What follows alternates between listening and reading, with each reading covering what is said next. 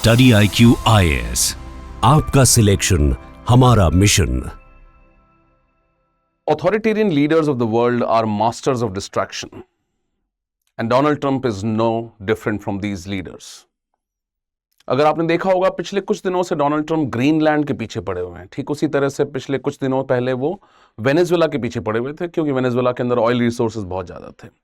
On the face of it, it looks as if Venezuela and Greenland are strategically very important for United States of America and Donald Trump and the interests of the United States of America. Why? Because Venezuela के अंदर बहुत सारा oil है. In fact, it has the highest oil resources in the world. और Greenland strategically important है. दूसरा, Arctic ice अगर melt होगी तो Greenland would emerge as one of the important areas, and also it is part of USA's policies to put pressure on Russia and China. But is it really the interest that is making US to be more focused upon Greenland and Venezuela? क्या US इनकी strategic importance की वजह से ही इनके ऊपर focus कर रहा है या कोई और कारण है? कई एनालिस्ट का मानना है कि डोनाल्ड ट्रंप एक तरह का डिस्ट्रैक्शन यूज कर रहे हैं। बात करें इतिहास की तो हिस्ट्री में भी जितने भी ऑथोरिटेरियन लीडर्स हुए हैं, जैसे कि एडोल्फ हिटलर, ऐसे लीडर्स ने हमेशा डिस्ट्रैक्शंस को यूज किया है अपनी पॉलिसीज के अंदर। जैसे if you might remember that when Hitler was rising in power in Germany after the first world war, he used distractions to unite the people of Germany together and behind him. For example, हमेशा Hitler ये बोलते रहे कि वो communism के against हैं, और इसीलिए शायद वेस्टर्न कंट्रीज ने हिटलर को बहुत सीरियसली नहीं लिया, और उन्होंने देखा कि ये एक तरह का एंटीडोट होगा कम्युनिज्म के अगेंस्ट इन यूरोपियन सोसाइटी। लेकिन इवेंचुअली उन्हें क्या पता था कि हिटलर उन्हीं के ऊपर अटैक कर देंगे। ठीक इसी तरह से डोनाल्ड ट्रंप्स फोकस और over focus on Greenland and Venezuela is being seen as a kind of distraction. But if it is a distraction at all, अगर ये डिस्ट्रैक्शन है भी, तो आखिर डोनाल्ड ट्रंप इस तरह का डिस्ट्रैक्शन क्रिएट करना क्यों चाहते हैं? क्योंकि डोनाल्ड ट्रंप तो वर्ल्ड के सबसे पावरफुल कंट्री के प्रेसिडेंट हैं। ऐसा क्या कंपल्शन है कि वो दुनिया को डिस्ट्रैक्ट करना चाहते हैं? और अगर वो डिस्ट्रैक्ट करना चाहते हैं तो आखिर वो इससे अचीव क्या करना चाहते हैं? देखिए, इसके पीछे कई सारे कारण माने गए हैं, लेकिन इसमें से 4-5 कारण बहुत इंपॉर्टेंट है।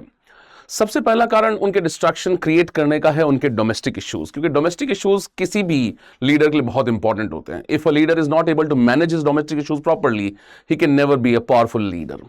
And same issue is being faced by Donald Trump. If you look at Donald Trump's personal position right now, to be a more powerful person, he will need support of the Republicans in both Congress and Senate. Senate में तो Republicans की generally majority रहती है, लेकिन कांग्रेस के अंदर ये majority बहुत ही थिन लाइन पे है, और इनफैक्ट अगर मिड टर्म इलेक्शंस आए तो सेनेट के अंदर, तो कांग्रेस के अंदर रिपब्लिकन्स की मेजॉरिटी, जो कि डोनाल्ड ट्रंप की खुद की पार्टी है, वो रिड्यूस हो जाएगी। अगर वो रिड्यूस हुई और डेमोक्रेट्स ऊपर आए तो देखिए, हो सकता है कि प्रेसिडेंट ट्रंप के अगेंस्ट एक इंपीचमेंट मोशन शुरू हो जाए। इंपीचमेंट मोशन मतलब कि they are going to focus upon removal of Donald Trump from the presidency. Why not? Because he has been very erratic in his decision making, he has been very random in his policy making and so on and so fourth.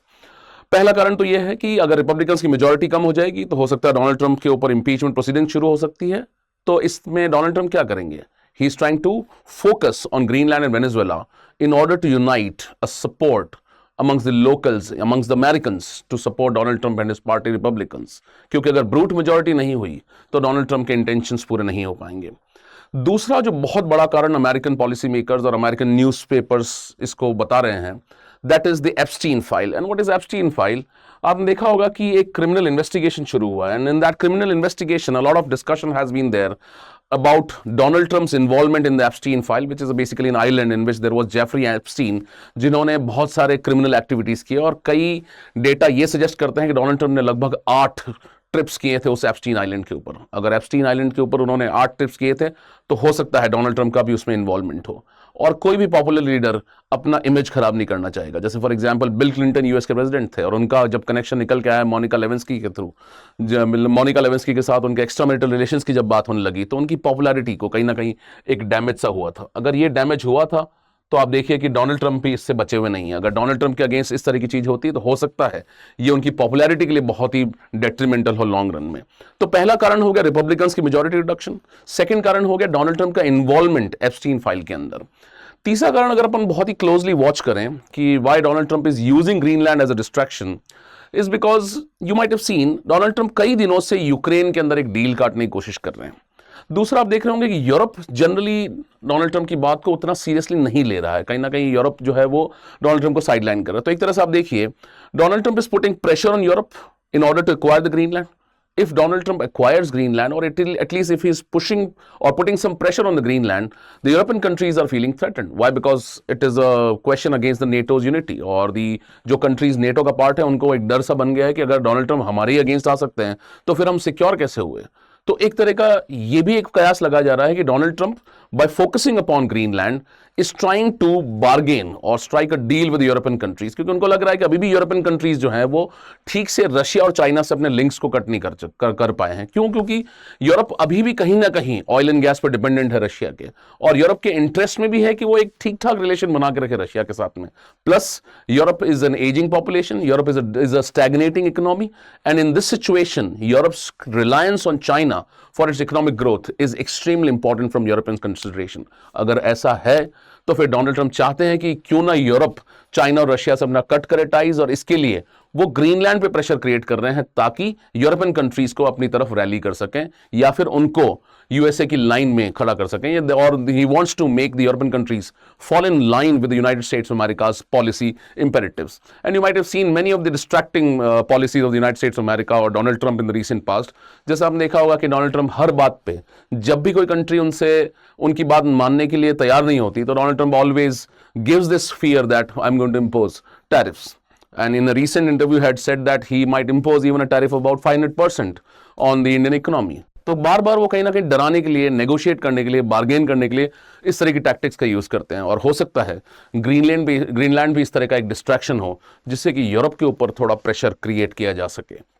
Lastly, Donald Trump एक ऐसे leader हैं जो कि जो भी कुछ करवाना चाहते हैं उसके लिए वो कुछ भी करना पड़े वो करने के लिए तैयार हैं। और इसके अंदर अगर आप देखेंगे, अगर वो यूरोप को एक तरह से फियरफुल क्रिएट कर दें, फियरफुल बना दें यूरोप को, अगर वो ग्रीनलैंड के ऊपर फोकस कर पाएं इस बात से, तो कहीं ना कहीं वो देखते हैं कि अगर यूरोप को वहां से डिस्ट्रैक्ट किया जाए और यूरोप अगर उनकी बात मानने लगेगा तो इवेंचुअली यूरोप जब रशिया से टाइज कट करेगा तो इवेंचुअली एक प्रेशर पड़ेगा रशिया के ऊपर भी, और लास्टली इसी की वजह से वो यूक्रेन के अंदर भी एक पीस डील कर पाएंगे। और पीस डील क्यों इंपॉर्टेंट है डोनाल्ड ट्रंप के लिए, ये तो आप सभी ने देखा होगा रिसेंट टाइम्स में कि डोनाल्ड ट्रंप हमेशा ही बोलते हैं कि मैं एक लीडर हूं जो कि दुनिया में पीस लेके आ सकता हूं, और उन्होंने ऐसी कोशिश भी की। उनका कहना है कि मैंने हमास वाली डील क्रैक की गाजा के अंदर, गाजा पीस प्लान वाली।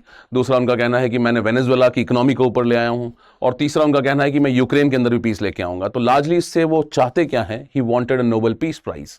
और आपने देखा होगा डोनाल्ड ट्रंप इस तरह के गिमिक्स करते रहते हैं। जैसे वेनेजुएला के अंदर उन्होंने जब वहां के प्रेसिडेंट को किडनैप करवाया तो इवेंचुअली वेनेजुएला के अंदर जिन्हें नोबेल पीस प्राइज मिला था उन्होंने वो नोबेल पीस प्राइज उनसे कहीं ना कहीं ग्रैब कर लिया। तो eventually you see what Donald Trump is going to do what he wants. One was the Nobel Peace Prize. He got that Nobel Peace Prize. और फाइनली यूक्रेन के अंदर पीस डील, अगर वो उनका मेन मोटिव है तो कहीं ना कहीं ग्रीनलैंड एक तरह की प्रेशर टैक्टिक है, और it's a distraction that is deliberately being created by Donald Trump to achieve the final ends of the United States of America's foreign policy. Plus not just internationally, domestic issues को भी handle करने का एक तरीका होता है कि वो फॉरेन डिस्ट्रैक्शंस क्रिएट करें। जैसे हिटलर ने किया था, ठीक उसी तरह से Donald Trump is also trying to do the same thing. Study IQ IAS, आपका सिलेक्शन हमारा मिशन।